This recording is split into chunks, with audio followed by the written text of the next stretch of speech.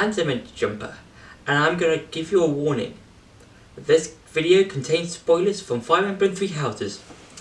Now, if you have Fire Emblem Three Houses, you'll probably know a lot about the game and of how it may work. However, if you do not have Fire Emblem Three Houses, I suggest that you go and buy the game right now.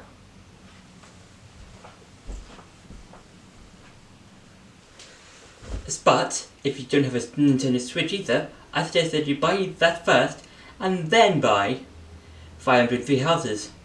So, I hope that's been a good enough warning for you, and let's get into the video. Hi guys, I'm the Demented Jumper, and today I'm going to be doing something different.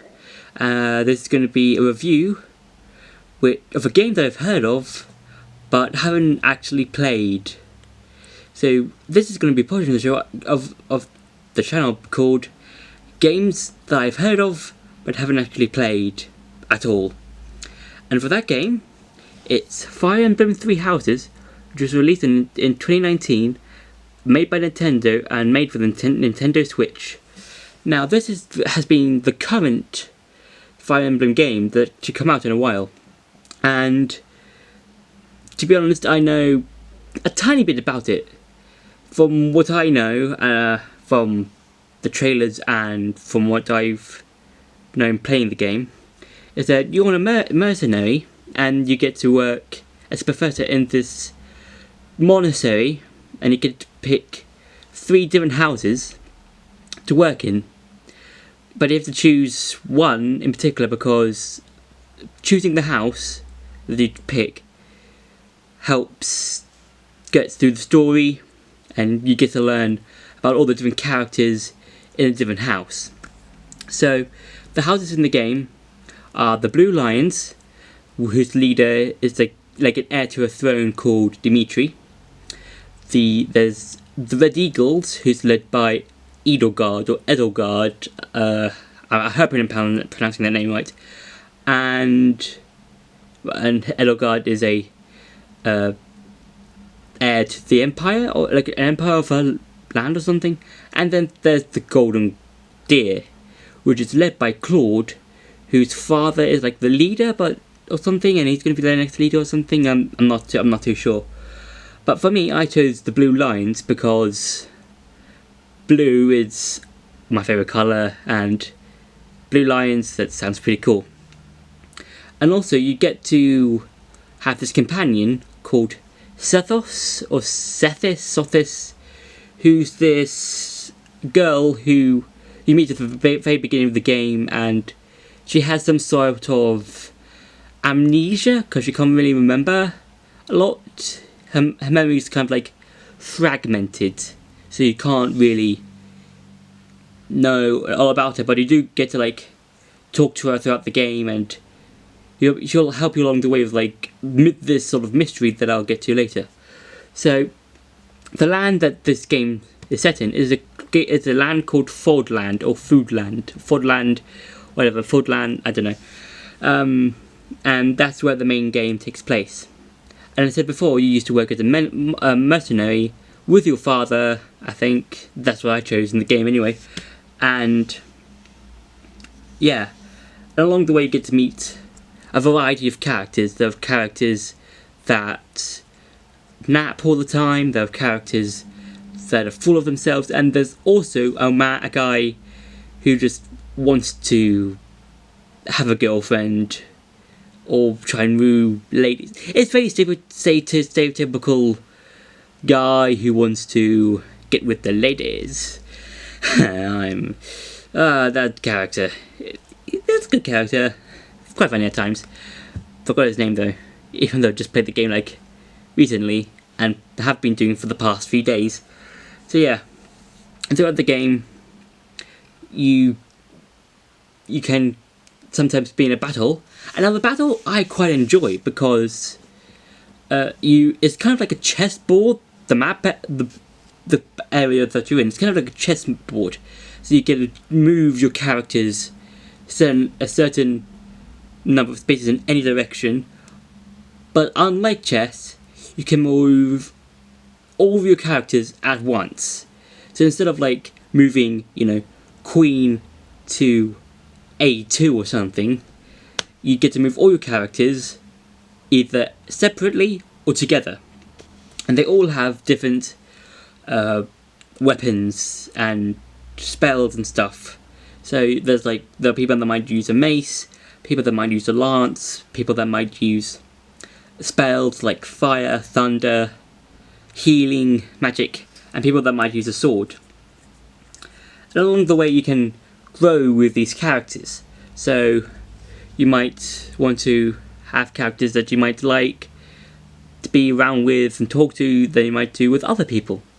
And you can also increase motivation among your students by helping them do specific quests, or helping them by making them their favourite food, that sort of thing. And it all follows like this sort of calendar kind of process, but instead of like doing it day by day, the game kind of like jumps like ahead in like it might start from one day, you do stuff on that day, and then it skips like a couple of days ahead. And that kind of like, it's good but bad. It's kind of because like I like some of that part, because it allows you to like quickly do things and do them in whatever you want.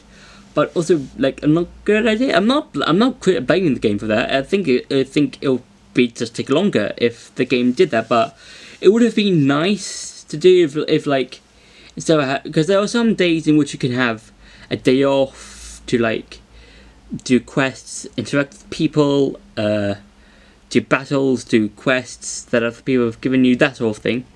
But it would have been nice to have like, instead of having like days off at the end of the week, would have been nice to have days on like 2 days a week or something. That would have been nice.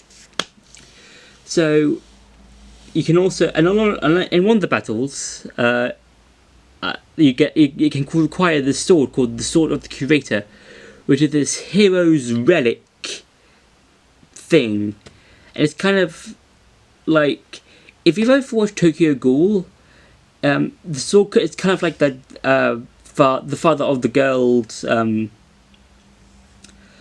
I forgot what it's called, but it's not a quinque, but a Kagune. Yeah, Kagune.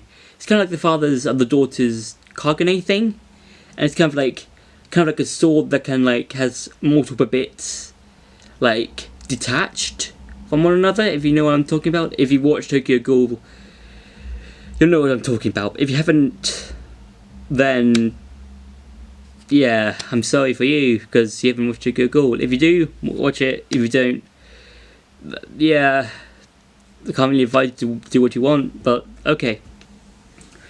I don't know what to say. I haven't really got that far in.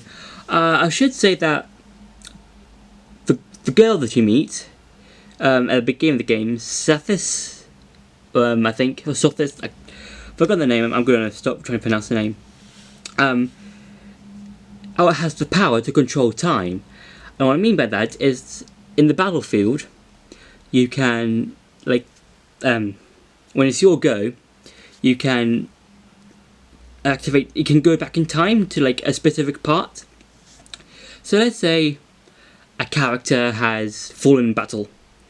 You can then rewind time to a specific part, and you can have your characters go in like an opposite direction to where you originally put them, so they can avoid getting killed.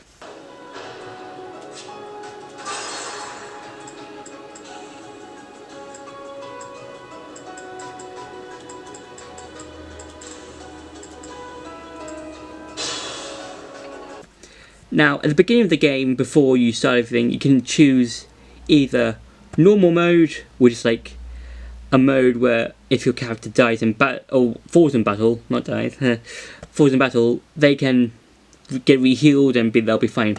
But in like hard mode, that's what I'm calling them, hard mode and normal mode, because I think they had their own modes, but I've forgotten them. But hard mode is if an ally falls in battle, or a character of your party falls in battle, they are gone for good. You cannot get them again. No! Frederick! Simon! Tell my family something. Of course, what shall I tell them? Tell them I've always loved them. I shall tell them. Thank you. No! Yeah, so for me, I just chose normal mode because I would really like to get to know these characters a bit more instead of like just going on hard mode and just not knowing these characters. I would just like to know the characters that I'm in and getting to know them a little bit more and knowing what they like and don't like. So yeah, once I've beaten the game with the blue horse, not the blue horses, the blue lions, I will be going to be playing in the other two houses so I can know more about the other characters, because honestly, this is a good game. I really enjoy it. If you've got a Nintendo Switch, I suggest you buy the game. It's really good. If you haven't got a Nintendo Switch, I suggest you buy one, and this should be one of the first games that you get, because this is really enjoyable. Because it's got that sense of mystery, the sense of bonding with friends, not only within your own party, but with other people outside your party. And yeah, that's been my review of Three Houses. Maybe I should do, once I finish like the game with... Anyway, yeah, that's what I'm gonna do. Once I finish the game, but with all three houses, I will get back to this, maybe in like an updated video, maybe. I will let you guys know in an update down the line. So yeah, don't forget to like, share and subscribe, and I'll see you in the next video.